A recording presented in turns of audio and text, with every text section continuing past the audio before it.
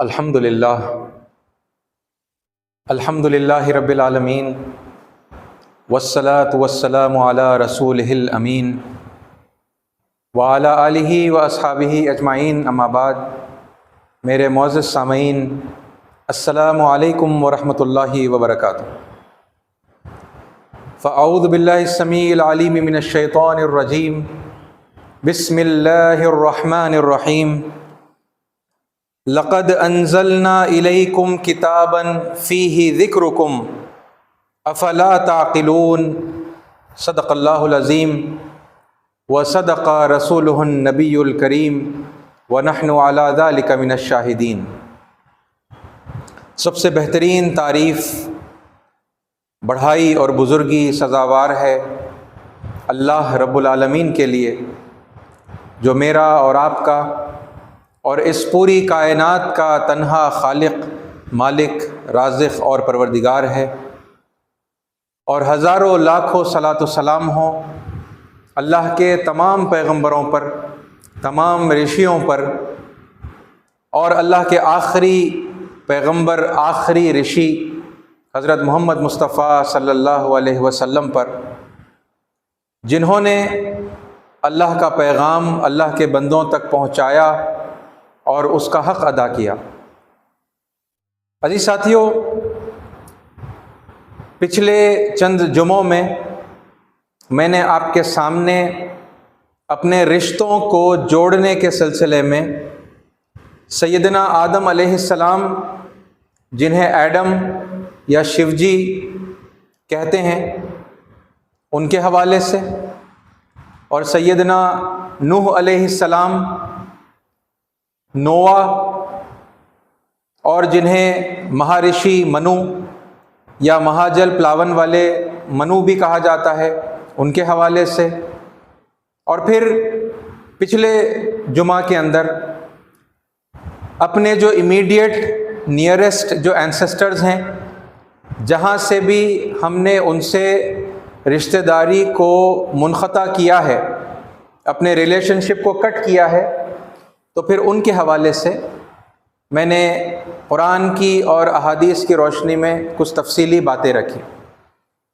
اور اس بات پر آپ کے سامنے اصرار کیا دلائل کی بنیاد پر کہ قرآن مجید رشتوں کو کاٹنے کی نہیں بلکہ رشتوں کو جوڑنے کی تاکید کرتا ہے، اور رشتوں کو کاٹنے سے قرآن مجید ہمیں سختی کے ساتھ منع کرتا ہے۔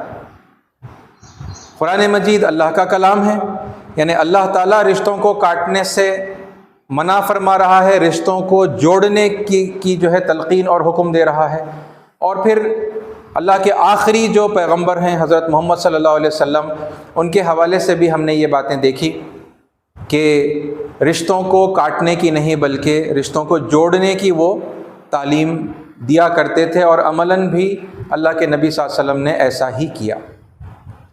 ایسے ساتھیو، یہ جو میں نے آپ سے بتایا حضرت آدم علیہ السلام کے ساتھ اور حضرت نوح علیہ السلام کے ساتھ، نہ صرف یہ کہ ہمارا خونی رشتہ ہے جسے ہمیں دوبارہ سے قائم کرنا ہے اور استوار کرنا ہے، اور اپنی قوم کے ساتھ، سارے انسانوں کے ساتھ ایک طرف حضرت آدم علیہ السلام کے حوالے سے، اور پھر اپنی قوم یہاں پر ہندوستان اور انڈین سب کانٹیننٹ میں بسنے والے جو لوگ ہیں، بالخصوص ہماری ہندو قوم، اور پھر ہندوستان میں رہنے والے اور بھی جو لوگ اب عیسائی ہو گئے ہیں، یا پھر وہ جین ہے، بودھ ہیں، ہے نا، جو سکھ ہیں، یا پھر جو یعنی ایتھیسٹ بھی ہوں گے یا ایگنوسٹک بھی ہوں گے، تو ان سے ہم اپنا خونی رشتہ سیدنا نوح علیہ السلام کے حوالے سے قائم کر سکتے ہیں، قائم ہمیں کرنا چاہیے۔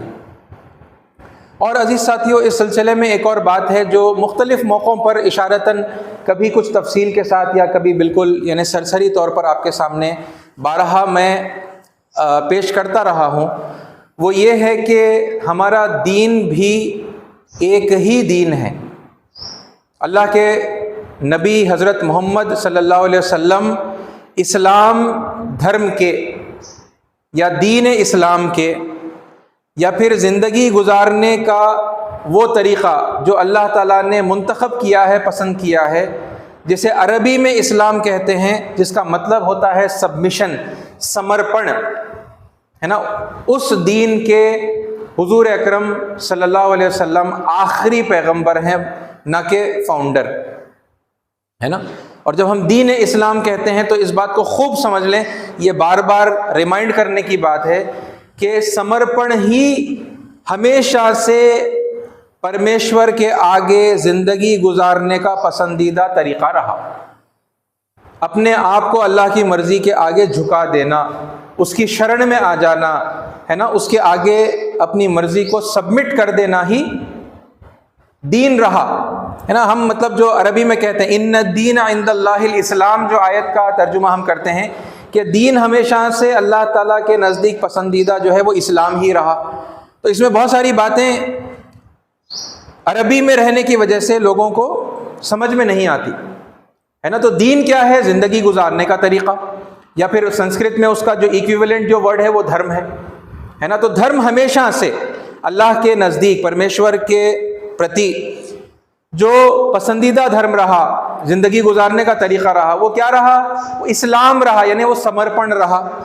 تو ہمیشہ سے پرمیشور نے چاہا کہ منشیہ جو ہیں وہ اس کے آگے سمرپن کریں، اس کی شرن میں آ جائیں، ہے نا، اس کی آگیا کا پالن کریں، اس کی بتائی ہوئی ودھی کے انوسار ہی اپنے جیون کو ویتیت کریں، اپنی زندگی کو گزاریں اس کے احکام کے مطابق، ہے نا۔ تو اس دین اسلام کے آخری پیغمبر ہیں حضرت محمد صلی اللہ علیہ وسلم، اور آخر میں آنے والا فاؤنڈر نہیں ہوتا، ہے نا۔ تو فاؤنڈر کون ہوگا؟ فاؤنڈر تو وہ ہوگا جو سب سے پہلے آئے ہیں، ہے نا۔ اور پھر سب سے پہلے کون آئے ہیں؟ تو ہم جانتے ہیں کہ شیو جی آئے ہیں، یا جنہیں ہم حضرت آدم علیہ السلام کہتے ہیں، تو آدم علیہ السلام آئے ہیں، ہے نا۔ اور آدم علیہ السلام کو اللہ تعالیٰ نے زندگی گزارنے کا طریقہ دے کر دنیا میں بھیجا، اور پھر اس کے بعد میں جب کبھی انسانوں نے، اب انسانیت پھیل رہی ہے نا، آپ ذرا اس یعنی وقت میں اگر یعنی تصورات کے اندر چلے جائیں، امیجن کریں، ہے نا، کہ اب انسانیت پھیل رہی ہے، ایک مرد اور ایک عورت حضرت آدم حضرت حوا ہیں، اور ان سے جو ہے انسانیت کی نسل چل پڑی ہے، اور پھر اب لوگ بڑھتے جا رہے ہیں، ہے نا۔ اور پھر اب یہ لوگ جب بڑھتے چلے گئے، اور پھر یعنی دنیا میں الگ الگ خاندانوں کی جو ہے شکل انہوں نے اختیار کی، الگ الگ قبیلوں کی شکل اختیار کی، ٹھیک ہے۔ اور پھر دنیا میں اور یعنی وہ پھیلتے بھی جا رہے ہیں، علاقے کے اعتبار سے بھی وہ پھیلتے چلے جا رہے ہیں، ہے نا۔ اور پھر اب وقت گزرتا جا رہا ہے، اور پھر یعنی انسانیت کے اوپر ایسا وقت آیا جب انہوں نے پرمیشور کی شکشاؤں کو بھلا دیا، یا گما دیا، یا اس کو مکس اپ کر دیا، حق اور باطل کو انہوں نے خلط ملط کر دیا، ہے نا۔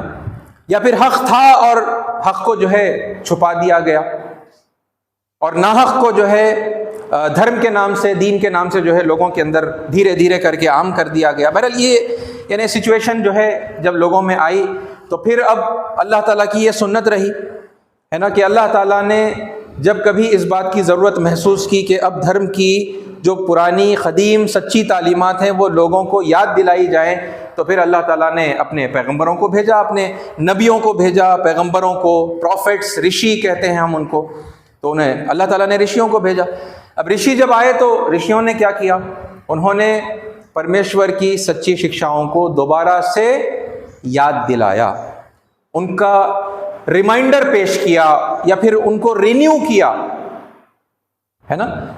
اور پرانے دھرم کو کاٹ کر نیا دھرم انہوں نے کبھی بھی پیش نہیں کیا، ہے نا۔ پرانے دین کو کٹ کر کے انہوں نے نیا دین کبھی بھی پیش نہیں کیا۔ چنانچہ ہم یہ جانتے ہیں، مشہور آیت ہے، بار بار آپ کے سامنے میں نے رکھی ہے، پھر ایک بار یاد دہانی کے طور پر رکھ رہا ہوں، ہے نا، کہ اللہ تعالیٰ نے ارشاد فرمایا شرع لکم من الدین ما وصی بہ نوح۔ اے نبی محمد صلی اللہ علیہ وسلم، اللہ تعالیٰ نے آپ کے لیے دین کا وہی طریقہ مقرر کیا ہے جو اس نے اس سے پہلے سیدنا نوح علیہ السلام کے لیے مقرر کیا تھا، یعنی مہارشی منو کو جو طریقہ زندگی گزارنے کا جو دیا گیا تھا، ہے نا، جو دین ان کو دیا گیا تھا، وہی طریقہ آپ کے لیے مقرر کیا گیا ہے۔ شرع لکم، ہے نا، آپ کے لیے آپ لوگوں کے لیے مقرر کیا گیا ہے، من الدین، دین میں سے، ما وصی بہ نوح، جو کچھ ہم نے اس سے پہلے نوح علیہ السلام کو وصیت کی، والذی اوحینا الیک، اور اسی کا پھر ہم نے اسی تعلیمات کو، اسی دین کو ہم نے آپ کی طرف وحی کے ذریعے سے بھیجا ہے۔ وما وصینا بہ ابراہیم و موسیٰ و عیسیٰ، اور وہی کچھ آپ کو دے رہے ہیں جو اس سے پہلے ہم نے ابراہیم علیہ السلام کو اور موسیٰ علیہ السلام کو اور عیسیٰ علیہ السلام کو دیا تھا، یعنی Abraham, Moses and Jesus, may peace be upon all of them۔ تو اب دین، مطلب یہ بات یعنی پھر یاد ہم کر رہے ہیں کہ دین جو محمد صلی اللہ علیہ وسلم پیش کر رہے ہیں، کیا یہ نیا دین ہے یا پھر وہی کچھ ہے جو اس سے پہلے حضرت نوح کو دیا گیا اور پھر حضرت ابراہیم اور موسیٰ اور عیسیٰ علیہ السلام کو دیا گیا، یعنی سارے پیغمبروں کو دیا گیا۔ یہاں پر تو نام جو پرومیننٹ جو 4 نام ہیں وہ یہاں پر آ رہے ہیں ہمارے سامنے، ورنہ مطلب بات تو یہ ہے کہ بھئی سارے جو رشی آئے ہیں، سارے جو پیغمبر آئے ہیں، انبیاء آئے ہیں، انہوں نے یہی تعلیمات کو جو ہے، یہی دین کو لوگوں کے سامنے پیش کیا ہے نا۔ تو یہ ساتھیوں، اب یہ بات کو جب ہم سمجھ رہے ہیں کہ پروفٹ محمد صلی اللہ علیہ وسلم دین اسلام کے جو ہے آخری پیغمبر ہیں، تو پھر اب جب لوگوں کے سامنے دین کو پیش کیا جا رہا ہے نا، تو اب دینی رشتہ بھی ہم جوڑ کے لوگوں سے بات کر سکتے ہیں اور کرنا چاہیے، یعنی خون کا رشتہ ایک ہو گیا، بلڈ ریلیشن شپ ہو گیا ہے نا، دین بھی ایک ہے۔ اس کے اوپر یعنی پورا ایک خطبہ اور پھر کئی یعنی الگ الگ موضوعات پر میں اس سے پہلے بات کر چکا ہوں، لیکن اب اسی یعنی ٹاپک کو لے کر ہم اس کے کچھ اسپیسیفک اور مخصوص جو ہے ڈیٹیلز کے اندر انشاءاللہ آئندہ جو ہے اس جمعے میں بھی اور آئندہ بھی جو ہے بات کریں گے، ہے نا۔ تو میں وہاں پر وہ یعنی اس موقع پر آپ کے سامنے وہ فاؤنڈیشن کی باتیں پیش کر رہا ہوں، جس سے یعنی ہمارا فاؤنڈیشن اگر سٹرونگ ہو جائے تو پھر اس سے آگے پھر یہ جو تحقیق کی اور علم کی جو باتیں ہیں ہے نا، یہ اور آسانی سے ہمیں جو ہے سمجھ میں آتی رہیں۔ تو اب دین کا رشتہ بھی حضرت نوح علیہ السلام سے ہے، جیسا حضرت ابراہیم علیہ السلام سے ہے، جیسا موسیٰ علیہ السلام سے ہے، جیسا حضرت عیسیٰ علیہ السلام سے اور پھر دیگر پیغمبروں سے بھی ہے، حضرت اسحاق علیہ السلام، یعقوب علیہ السلام ہے نا، حضرت یوسف علیہ السلام، حضرت داؤد علیہ السلام، سلیمان علیہ السلام، یعنی بے شمار پیغمبر ہے نا، کم از کم 25 ہیں پیغمبر جن کے نام جو ہے قرآن مجید کے اندر آتے ہیں۔ اوکے، تو اب دین کا رشتہ جوڑ کر جب بات کی جا رہی ہے تو قرآن مجید کا جب ہم مطالعہ کرتے ہیں، سیرت کا ہم مطالعہ کرتے ہیں اور پھر احادیث کا جب ہم مطالعہ کرتے ہیں تو یہ بات سمجھ میں آتی ہے کہ اللہ کے نبی صلی اللہ علیہ وسلم نے جب کبھی لوگوں کے سامنے بات کی ہے نا، کس سے بات کی؟ ہمیں قرآن مجید میں 3 گروہوں سے مکالمے کا جو ہے ریکارڈ ملتا ہے۔ ایک ہے مشرکین مکہ، ان کو دعوت دی جا رہی ہے تو ان سے بات چیت ہے نا، وہ ان سے کچھ کہا جا رہا ہے، پھر وہ لوگ جواب دے رہے ہیں، اور پھر اسی طرح یہود جیوز ہیں، ان سے جو ہے اللہ کے نبی صلی اللہ علیہ وسلم مخاطب ہو رہے ہیں، ان سے بات چیت کی جا رہی ہے، ان کو انوائٹ کیا جا رہا ہے حق کی طرف، تو ان کا جو ہے وہ مکالمہ، اس کا کچھ ریکارڈ ہمیں ملتا ہے۔ اور پھر جو کرسچنز ہیں، عیسائی ہیں ہے نا، تو ان سے جو ہے بات چیت کا ہمیں ریکارڈ ملتا ہے۔ تو وہ ریکارڈ کو جب ہم دیکھتے ہیں تو ہمیں کیا سمجھ میں آتا ہے؟ کیا دین کے حوالے سے دینی رشتہ جوڑ کر بات کیا گیا یا دینی رشتہ کاٹ کر ان سے جو ہے بات کی گئی اور حق کی طرف دعوت دی گئی ہے نا؟ عزیز ساتھیوں، آپ غور کریں گے، اس سے پہلے بھی یعنی آپ نے اس سبجیکٹ کے اوپر غور کیا ہوگا، تو آپ اس نتیجے پر پہنچیں گے کہ ہمیشہ کوئی ایک موقع بھی ایسا نہیں ہے جہاں پر دین سے رشتے کو کاٹ کر ایک نئے دین کی حیثیت سے محمد صلی اللہ علیہ وسلم نے اسلام کو پیش کیا۔ کوئی ایک موقع بھی آپ کو ایسا نہیں ملے، بلکہ ہر موقع پر آپ یہ دیکھیں گے کہ دین کا رشتہ جوڑ کر بات کی جا رہی ہے۔ ملت ابیکم ابراہیم، یعنی مشرکین مکہ سے پروفٹ محمد صلی اللہ علیہ وسلم بات کر رہے ہیں اور کہہ رہے ہیں کہ ملت ابیکم ابراہیم، تمہارے باپ ابراہیم کا دین بتا رہا ہوں میں۔ جبکہ وہ لوگوں کی صورتحال کیا تھی؟ حضرت ابراہیم علیہ السلام کا نام لے رہے تھے لیکن وہ مشرک تھے، انہوں نے بہت سارے ہستیوں کو خدائی کے اندر شریک کر دیا تھا، انہوں نے بہت سارے بت بنا لیے تھے، وہ بتوں کی جو ہے پرستش کرتے تھے۔ لیکن اس کے باوجود دعوت جب ان کو دی جا رہی ہے سچائی کی طرف، ستیہ کی طرف جب ان کو بلایا جا رہا ہے تو پھر ان سے کیا کہا جا رہا ہے؟ ان سے کہا جا رہا ہے کہ ملت ابیکم ابراہیم، تمہارے باپ ابراہیم کا دین میں پیش کر رہا ہوں، ہے نا؟ اور پھر بالکل اسی طرح سے جب یہودیوں سے بات ہوئی تو حضرت یعقوب علیہ السلام کے حوالے سے اور موسیٰ علیہ السلام کے حوالے سے اور تورات کے حوالے سے بتایا جا رہا ہے کہ بھائی میں جو تعلیم پیش کر رہا ہوں تو یاد کرو موسیٰ نے وہی تعلیم پیش کی تھی. اور پھر یعنی اگر حضرت عیسیٰ کا اگزامپل اگر لے لیا جائے تو پھر ویسے ہی عیسائیوں سے بات کی جا رہی ہے تو پھر اب ان کو وہی بات یاد دلائی جا رہی ہے. یاد کرو مریم علیہ السلام، یاد کرو عیسیٰ علیہ السلام نے کیا کہا تھا، ہے نا. اور پھر یہی بات جو ہے تورات میں لکھی ہوئی ہے اور انجیل میں لکھی ہوئی ہے. تو دین کا رشتہ کاٹ کر نہیں بلکہ دین کا رشتہ جوڑ کر لوگوں سے بات کی گئی ہے نا. تو پھر جب ہم دنیا میں دوسرے مقامات پر رہنے والے لوگوں سے بات کرتے ہیں ہے نا، بالخصوص میں بات کر رہا ہوں ہندوستان کی، ہندوستان کے رہنے والے جو لوگ ہیں، انڈین سب کانٹیننٹ کے رہنے والے جو لوگ ہیں، ان سے جب ہم بات کرتے ہیں تو پھر ان سے ہم اسی طریقے سے بات کیوں نہیں کر پا رہے ہیں جیسے اللہ کے نبی صلی اللہ علیہ وسلم نے مشرکین مکہ سے اور یہود اور نصارہ سے بات کی. اور یعنی ایک اسوہ آپ نے قائم کیا نا، آپ ہی کا اسوہ ہے جسے ہمیں فالو کرنا ہے قیامت تک. جو لوگ ان پر ایمان لا چکے ہیں، مسلمان اپنے آپ کو کہتے ہیں، تو پھر ان کے لیے بہترین نمونہ کون ہے؟ اللہ کے نبی صلی اللہ علیہ وسلم ہے نا. وَلَقَدْ كَانَ لَكُمْ فِي رَسُولِ اللَّهِ أُسْوَةٌ حَسَنَةٌ. اور در حقیقت تم لوگوں کے لیے اللہ کے رسول محمد صلی اللہ علیہ وسلم کے اندر بہترین نمونہ ہے. تو بہترین نمونہ ہے، اور اس نمونے کے اندر مطلب ہمارے لیے ہر قسم کی گائیڈنس ہے نا، ہر قسم کی رہنمائی ہے.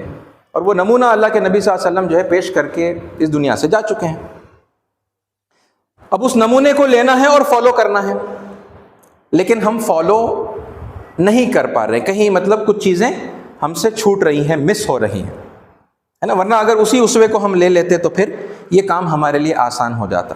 تو اس ساتھیوں، اس پس منظر کو رکھتے ہوئے اب ہم یعنی کچھ آگے کی باتیں ہے نا، کچھ یعنی ڈیپتھ کے ساتھ میں، جیسا میں نے کہا فاؤنڈیشن کی باتوں کے ساتھ میں ہم یعنی اس سلسلے کو شروع کریں گے. اور پھر وہ غلطیاں انشاءاللہ ہم سمجھنے کی کوشش کریں گے قرآن کی روشنی میں ہے نا، جو ہم سے ہو رہی ہیں، جو باتیں مس ہو رہی ہیں، چوک رہی ہیں ہے نا، تاکہ ہم ان کو بھی کنسیڈریشن میں لے لیں، ان پر بھی ہماری نظر ہو ہے نا، ان کا بھی لحاظ رکھا جائے، اور پھر ہماری جو فکر و عمل ہے اس کے اندر ہم اصلاح کرتے چلے جائیں، تاکہ ہم واقعی میں اللہ کے پیارے نبی صلی اللہ علیہ وسلم کے اسوے کی اتباع کے اوپر جو ہے گامزن ہو جائیں. دیکھیے، اس سلسلے میں سب سے پہلی ایک بات یہ ہے کہ یہ قرآن مجید کا جو ہے پرپس کیا ہے، مقصد کیا ہے اس کتاب کو نازل کرنے کا ہے نا. امپورٹنٹ کچھ مقصد ہوگا نا. اللہ تعالیٰ نے کتاب نازل کی ہے، وہ اللہ کا آخری کلام ہے. قرآن مجید کے نازل ہونے کا مقصد کیا ہے؟ اس میں سے ایک، اب میری گفتگو سے متعلق ہے نا، اس سبجیکٹ سے متعلق میں آپ کے سامنے ایک جواب پیش کر رہا ہوں کہ اللہ تعالیٰ قرآن مجید میں بتاتا ہے لَقَدْ أَنزَلْنَا إِلَيْكُمْ كِتَابًا، در حقیقت ہم نے نازل کی ہے آپ کی طرف، آپ لوگوں کی طرف کتاب. لَقَدْ أَنزَلْنَا إِلَيْكُمْ كِتَابًا فِيهِ ذِكْرُكُمْ، اس میں تمہارا ہی تو ذکر ہے. افلا تعقلون، کیا تم لوگ عقل سے کام نہیں لیتے؟ کیا تم لوگ سمجھتے نہیں ہو؟ اب یہ بڑی تاکید کے ساتھ میں اب ایک بات بتائی جا رہی ہے کہ قرآن مجید کیوں نازل ہوا، کیونکہ قرآن مجید کے اندر ہمارا ذکر ہے. ٹھیک ہے، اب اس کو اگر اور تھوڑا سا ہم ڈیٹیل میں سمجھیں تو یعنی میں مولانا مودودی کی تفسیر میں سے کچھ یعنی اس آیت کے ضمن میں جو انہوں نے لکھا ہے اس کا یعنی کچھ حصہ آپ کے سامنے میں پڑھنا چاہوں گا، کیونکہ بہت یعنی کلیئرٹی کے ساتھ میں وہ بات اور بہت خوبصورتی کے ساتھ میں انہوں نے یہ بات جو ہے سمجھائی ہے. ٹھیک ہے، تو اب ترجمہ کیا ہو گیا کہ لوگوں، ہم نے تمہاری طرف ایک ایسی کتاب بھیجی ہے جس میں تمہارا ہی ذکر ہے، کیا تم سمجھتے نہیں ہو؟ ٹھیک ہے، اب ہو کیا رہا تھا اس وقت؟ اس آیت کے اندر دراصل مطلب ان سوالوں کا اکٹھا جو ہے جواب ہے. ٹھیک ہے، جو قرآن کے اوپر اور محمد صلی اللہ علیہ وسلم پر سوالات جو اٹھائے جا رہے تھے ہے نا، الزامات جو ہے دھرے جا رہے تھے ہے نا، اور کیا تھے وہ؟ کفار مکہ کے ان مضطرب اقوال کا جواب ہے نا اس آیت کے اندر، جو وہ قرآن اور محمد صلی اللہ علیہ وسلم کے متعلق کہتے تھے کہ یہ شاعری ہے۔ دیکھیں پہلا ایک کیا ہے اعتراض کہ یہ شاعری ہے، یہ ساحری ہے یعنی جادوگری ہے، نعوذ باللہ حضور اکرم صلی اللہ علیہ وسلم لوگوں پر جو ہے جادو کر رہے ہیں، اس طرح سے وہ لوگ الزام لگا رہے تھے۔ یہ پراگندہ خواب ہیں، اوکے، یہ من گھڑت افسانے ہیں وغیرہ، اوکے، یہ الزامات کا جواب دیا جا رہا ہے۔ اس پر فرمایا جا رہا ہے کہ اس کتاب میں آخر وہ کون سی نرالی بات ہے جو تمہاری سمجھ میں نہ آتی ہو، جس کی وجہ سے اس کے متعلق تم اتنی متضاد راہیں قائم کر رہے ہو۔ واٹ از سو کنفیوزنگ، اتنا اس کتاب کے اندر جو ہے پیچیدہ بات، کنفیوز کرنے والی بات کون سی ہے جس کی وجہ سے تم یعنی اتنے ایکسٹریم لیول کے جو ہے تم رائے قائم کر رہے ہو کہ ایک کوئی برا جادوگری ہے، کوئی برا نہیں شاعری ہے، کوئی برا یہ افسانے ہیں، ہے نا، من گھڑت باتیں ہیں اس طرح سے۔ اس میں تو تمہارا اپنا ہی حال بیان کیا گیا ہے، تمہارے ہی نفسیات اور تمہارے ہی معاملات زندگی زیر بحث ہیں۔ دیکھیے ہیومن سائیکالوجی کیسی ہے، انسان کی نفسیات کیسی ہے، وہ کیسے سوچتا ہے نا، وہ کب برائی کو اختیار کرے گا، اس کے پیچھے ریزن کیا ہوگا، ہے نا، اس کے مطلب ذہن میں پھر مطلب کیا چیزیں چل رہی ہوں گی جب وہ اگر کوئی برائی اختیار کر رہا ہے نا، اور خود اپنے آپ کو اور دوسرے لوگوں کو نقصان پہنچا رہا ہے، اور پھر وہ کون سی چیزیں ہیں جو اس کو موٹیویٹ کریں گی کہ وہ نیکی کو اختیار کرے، بھلائی کو اور پنیہ کو اختیار کرے، ہے نا، پاپ کو چھوڑ دے اور پنیہ اختیار کر لے، نیکیوں کو اختیار کر لے۔ تو پھر اس وقت اس کے ذہن میں مطلب کیا جو ہے اس کی نفسیات ہوگی، کیا چیزیں چل رہی ہوں گی، ہے نا، کیا چیز اسے موٹیویٹ کرے گی جو اسے اپنے آپ کو اور پھر یعنی سماج میں رہنے والے دوسرے لوگوں کے ساتھ جس کا اس کا انٹریکشن ہے ان کو فائدہ پہنچائے۔ کیونکہ الٹیمیٹ حاصل دین پر چلنے کا، دھرم کا جو ہے پالن کرنے کا کیا ہے کہ ہم ایک اچھے انسان بن جائیں اور بہترین عمل کریں، یہی ہے نا، الذی خلق الموت والحیات لیبلوکم ایکم احسن عملا، وہی ہے، وہ رب ہی ہے، اللہ ہی ہے نا، جس نے زندگی اور موت کو، خلق الموت والحیات، تو موت کو اور زندگی کو اس نے کریٹ کیا، لیبلوکم، تاکہ وہ تمہارا امتحان لے، اور کیا دیکھنا ہے، ایکم احسن عملا، تم میں سے کون بہترین عمل کرتا ہے، یعنی وہ پھر حقوق اللہ بھی بہترین طریقے سے کون ادا کرتا ہے، اور پھر حقوق العباد بھی کون بہترین طریقے سے ادا کرتا ہے۔ احسن عملہ کیا ہے، یہی ہے نا کہ اللہ کی بندگی کرے اور پھر یعنی لوگوں کے لیے خیر، سراپا خیر بن جائے، جیسا اللہ کے پیارے نبی صلی اللہ علیہ وسلم کا ہی اسوہ ہے پھر، ہے نا، آپ رحمت للعالمین تھے، سارے لوگوں کے لیے، سارے جہانوں کے لیے آپ رحمت ہی رحمت تھے، تو یہ بننا ہے نا۔ تو پھر اب یہ بننے کے لیے انسان کی نفسیات کس طرح سے کام کرتی ہیں، اس کو کیسے گائیڈ کیا جائے، کیسے برائیوں سے روکا جائے، کیسے ہے نا خیر کی طرف جو ہے اس کو موٹیویٹ کیا جائے، یہ باتیں ہیں اس کے اندر، فیہ ذکرکم کے اندر یہ سب آتا ہے نا، اس میں تمہارا اپنا ہی جو ہے حال بیان کیا گیا ہے، تمہارے ہی نفسیات اور تمہارے ہی معاملات زندگی زیر بحث ہیں، تمہاری ہی فطرت اور ساخت اور آغاز اور انجام پر گفتگو ہے، اینڈ ایوری تھنگ جو ہمارے سے ریلیٹڈ ہے نا، اس پر جو ہے بات چیت کی جا رہی ہے، اس پر بحث ہو رہی ہے۔ تمہارے ہی ماحول سے وہ نشانیاں چن چن کر پیش کی گئی ہیں جو حقیقت کی طرف اشارہ کر رہی ہیں، اور تمہارے ہی اخلاقی اوصاف میں سے فضائل اور قبائح، یعنی وہ چیزیں جو اچھے ہیں جو اختیار کرنے کے، اور پھر وہ قبیح چیزیں، گندی چیزیں، ہے نا، خراب چیزیں جو ہمارے یعنی بیڈ کیریکٹر کے اندر آ جاتی ہیں، ہے نا، بد اخلاقیوں کے اندر ہوتی ہیں، ٹھیک ہے، اس کا فرق نمایاں کر کے دکھایا جا رہا ہے، جس کے صحیح ہونے پر تمہارے اپنے ضمیر گواہی دیتے ہیں، ہے نا۔ ان سب باتوں میں کیا چیز ایسی گھنجلک ہے نا، کنفیوزنگ ہے اور ویگ ہے اور پیچیدہ ہے، کمپلیکیٹڈ ہے کہ اس کو سمجھنے سے تمہاری عقل عاجز ہو۔ یعنی قرآن کیوں نازل ہوا، یعنی اس پر ہم ایک سرسری جو ہے بات کر رہے ہیں، تو کیا جواب مل رہا ہے کہ بیسیکلی زندگی یہاں پر جب دنیا میں ہمیں گزارنی ہے نا، تو ہم کیسے زندگی کو گزاریں، ہے نا، لوگوں کے ساتھ معاملات پیش آ رہے ہیں، ہے نا، تو کیسے انہیں ڈیل کیا جائے۔ تو ہیومن سائیکالوجی، ہیومن نفسیات، ہے نا، ہماری اچھائیاں، ہماری برائیاں، کیسا ہمارا بیہیویئر ہونا چاہیے، کیسا نہیں ہونا چاہیے، یہ ساری چیزوں کے اوپر جو ہے ڈسکشن اس کتاب کے اندر آیا ہے۔ یعنی پریکٹیکل گائیڈ ہے قرآن مجید کہ ہم زندگی کو کس طرح سے گزاریں. اچھا، اس کو اگر ہم یعنی اجمالاً اگر کہیں تو پھر یہ ہوگا کہ ہماری فکر و عمل ہے نا، اچھی فکر و عمل کیسے ہوتی ہے یہ جو ہے بتایا گیا ہے نا، اور بری فکر و عمل کیسے ہوتی ہے یہ بتایا گیا ہے. اور پھر یہ کیوں بتایا گیا ہے؟ اب دنیا میں آ گئے ہیں، اب یہ یعنی گڈ بیہیویئر بیڈ بیہیویئر کی تمیز کا کیوں ہمیں خیال رکھنا ہے؟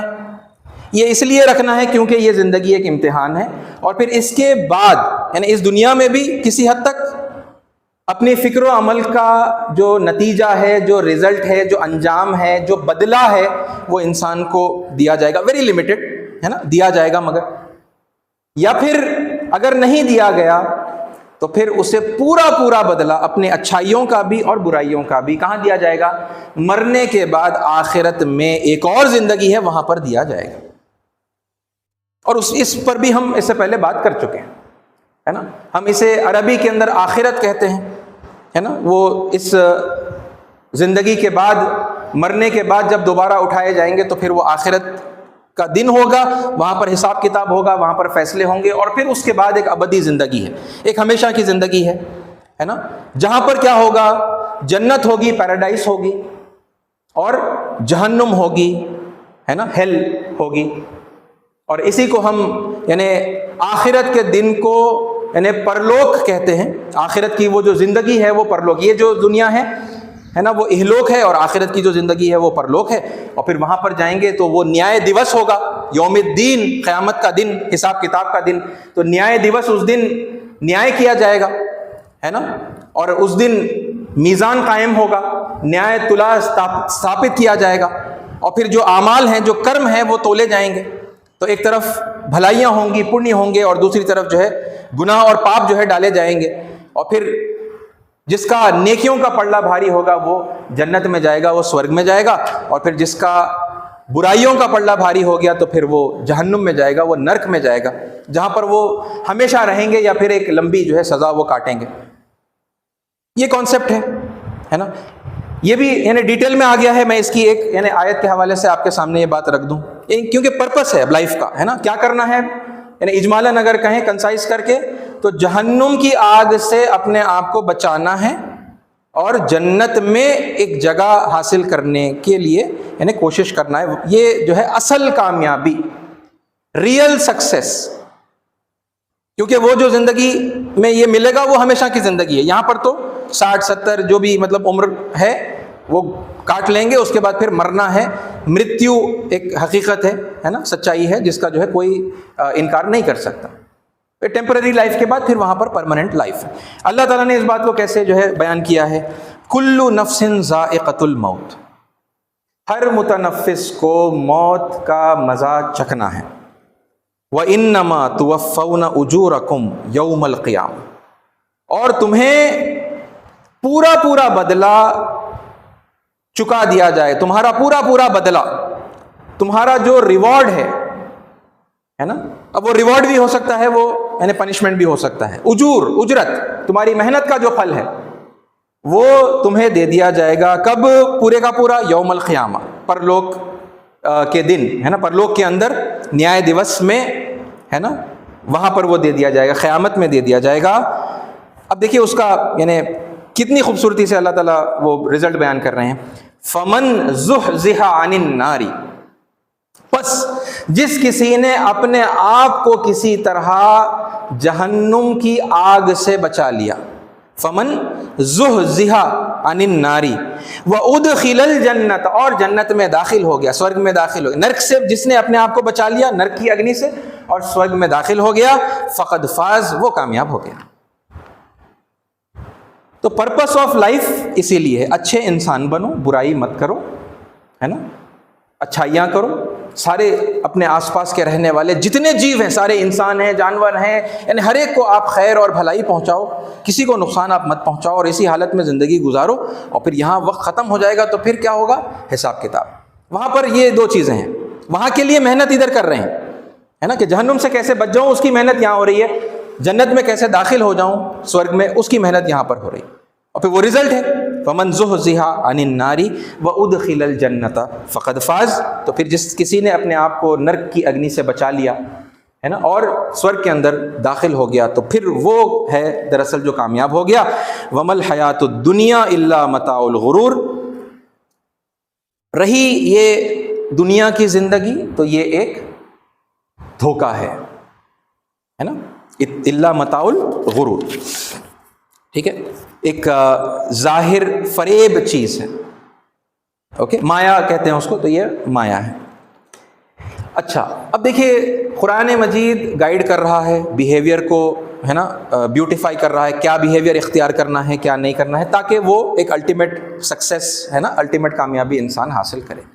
ٹھیک ہے, تو اب جو انسٹرکشنز قرآن مجید میں ایسا کرنے کے لیے ہے نا, اپنی فکر و عمل کو اچھا بنانے کے لیے اور بری فکر و عمل سے دور رہنے کے لیے جو کام ہمیں بتایا گیا ہے, اس کو ہم دو بڑے کیٹیگریز کے اندر جو ہے ڈیوائڈ کر سکتے ہیں. قرآن کے اندر خود ڈیوائیڈڈ ہے نا. وہ کیا ہے, اس میں سے پہلا والے کو ہم کہیں گے دین اسلام, ٹھیک ہے, اور دوسرے والے کو ہم کہیں گے دعوت اسلام. اوکے, یہ ذرا اس کو یہ میں خاص طور پر یہ جو یعنی کلاسیفیکیشن ہے ان چیزوں کو الگ الگ کر کے جو بتا رہا ہوں, تو یہ اس کے خاص ایک وجہ ہے نا. یہ وجہ کو, اس کانسیپٹ کو مطلب سمجھنا بہت امپورٹنٹ. مواد جو ہے قرآن مجید میں, اس کو اگر ہم کلاسیفائی کریں گے تو دو بڑے سبجیکٹ کے اندر ہم اس کو کلاسیفائی کر سکتے ہیں. پہلا سبجیکٹ کیا ہے, دین اسلام, اور دوسرا جو ہے دعوت اسلام ہے نا, سمرپن کا طریقہ, اور پھر سمرپن کے لیے لوگوں کو بلانا. ٹھیک ہے, یہ دو کے اندر ہم اس کو تقسیم کر سکتے ہیں. دین اسلام کا جو تعلق ہے وہ اتباع سے ہے, یعنی اپنی ذاتی زندگی میں ان احکامات پہ عمل کرنے سے متعلق جو ہے وہ دین اسلام کا مواد ہے. ٹھیک ہے, اور دعوت اسلام کا جو مواد ہے یہ اشاعت سے تعلق رکھتا ہے, یعنی پروپوگیشن, لوگوں تک اس سچائی کو پہنچانا. یہ دو الگ الگ چیزیں ہو گئی. مجھے اپنی زندگی, حالانکہ یہ پھر کنیکٹڈ ہی ہیں, ایسا نہیں ہے کہ بالکل ہی ٹوٹلی ڈفرینٹ ہے, کوئی کہیں سے بھی بالکل ان کا کوئی تعلق ہی نہیں بنتا, ایسا نہیں ہے, وہ آپس میں ریلیٹڈ ہی ہیں. لیکن اس کو اگر کلاسیفائی کریں تو بھائی مجھے کیا کرنا ہے اپنی زندگی میں, یہ بالکل کلیئرلی بتا دیا گیا ہے. اور پھر مجھے دوسروں تک اس سچائی کو کس طرح سے پہنچانا ہے, پھیلانا ہے نا, وہ کون سا انداز ہوگا, وہ کون سا میتھڈ ہوگا جس سے پھر سامنے والے بھی بڑی آسانی سے ہے نا, خوش دلی کے ساتھ میں اس سچائی کو قبول کریں گے. یہ وہ اشاعت دین کا طریقہ ہو گیا ہے نا. اچھا, اب یہ دو باتیں میں نے آپ کے سامنے بتائی, تو ان کو بھی پھر میں قرآن کے حوالے سے آپ کے سامنے رکھ دوں. یہ سب سے پہلی بات کیا ہے, خود عمل کرنا, اتباع دین خود کرنا. اس کا حکم اللہ تعالیٰ نے قرآن میں دیا ہے کیا, تو بالکل دیا ہے, یا ایھا الذین آمنوا. اب یہ حکم بھی آپ دیکھیے انہی لوگوں کو دیا گیا ہے جو آستھک ہیں, جو ایمان لا چکے ہیں. اے لوگوں جو ایمان لائے ہو, یا ایھا الذین آمنوا ادخلوا فی السلم کافہ, ہے نا, سلم کے اندر یعنی اسلام کے اندر پورے کے پورے داخل ہو جاؤ, یعنی سبمیشن کے اندر, سمرپن کے اندر پورے کے پورے داخل ہو جاؤ, یعنی کمپلیٹلی اپنے آپ کو اپنے رب کے آگے جو ہے سمرپن کر دو. ولا تتبعوا خطوات الشیطان, اور ہرگز شیطان کی پیروی مت کرو. انہ لکم عدو مبین, یقیناً وہ تمہارا کھلا ہوا دشمن ہے. یہ ہو گئی اتباع دین کی بات, یا دعوت یہ دین اسلام کی بات ہے نا. تو اب جب اللہ تعالیٰ نے کہا ہے کہ بھائی اسلام میں سمرپن میں پورے کے پورے داخل ہو جاؤ, تو پھر اس کے انسٹرکشنز بھی دیں گے نا اللہ تعالیٰ, کیا کرنے کو اسلام میں یا سمرپن کرنا کہا جائے گا, کیا کیا کرنے کو جو ہے بغاوت کہا جائے گا, نافرمانی کہا جائے گا, یہ بتائیں گے نا بالکل کلیئرلی, اس کا مواد ہوگا. ٹھیک ہے, اور پھر دوسری چیز دعوت اسلام سے جو متعلق ہے, یعنی اشاعت اسلام ہے نا, سمرپن کے لیے لوگوں کو بھی جو ہے بولنا, بلانا. تو پھر قرآن میں اللہ تعالیٰ نے حکم دیا ہے, ادعو الی سبیل ربک بالحکمت والموعظۃ الحسنۃ وجادلہم باللتی ہی احسن. دونوں آیتوں میں آپ یہ غور کریں اس بات کو بھی, دونوں میں امر کا صیغہ ہے. اللہ تعالیٰ حکم دے رہا ہے, کمانڈ کر رہا ہے, یہ ریکویسٹ نہیں ہے. ایسا کر لیے تو بھی ٹھیک ہے, کر لیے تو چلتا, نہیں کرے تو کیا ہے کہ نہیں, ہے نا. آپ اگر غور کریں گے, یا ایھا الذین آمنوا ادخلوا فی السلم کافہ, داخل ہو جاؤ, آرڈر ہے, حکم ہے. اور یہاں پر بھی ادعو الی سبیل ربک, بلاؤ, آرڈر ہے. اللہ تعالیٰ حکم دے رہا ہے, بلاؤ اپنے رب کے راستے کی طرف, مگر کیسے بلائیں گے, تو بالحکمتی، حکمت کے ساتھ میں، والموعظۃ الحسنہ، عمدہ نصیحت کے ساتھ، وجادلہم باللتی ہی احسن، اور جدال حسنہ، یعنی اگر کوئی ڈسکس کر رہا ہے یا آرگیو کر رہا ہے یا ایون ڈیبیٹ کر رہا ہے تو ہم کریں گے اس کے ساتھ میں وہ مجادلہ، لیکن کیسے ہوگا وہ؟ باللتی ہی احسن، سب سے بہترین طریقے سے، ہے نا؟ ان ربک هو اعلم بمن ضل عن سبیلہ وهو اعلم بالمہتدین، یقیناً آپ کا رب جانتا ہے کہ کون راہ راست سے بھٹک گیا ہے اور وہ جانتا ہے کہ کون ہدایت پر ہے نا؟ بھائی ساتھیو، یہ دو کام ہیں جو ہمیں کرنے ہیں، ہے نا؟ یہ دونوں، جب اشاعت کا اور لوگوں کو بلانے کا اللہ تعالیٰ نے اگر حکم دیا ہے تو کیا پھر اللہ تعالیٰ اس کی گائیڈنس، اس کے انسٹرکشن، اس کا میتھڈ، طور طریقہ بتائے گا کہ نہیں بتائے گا؟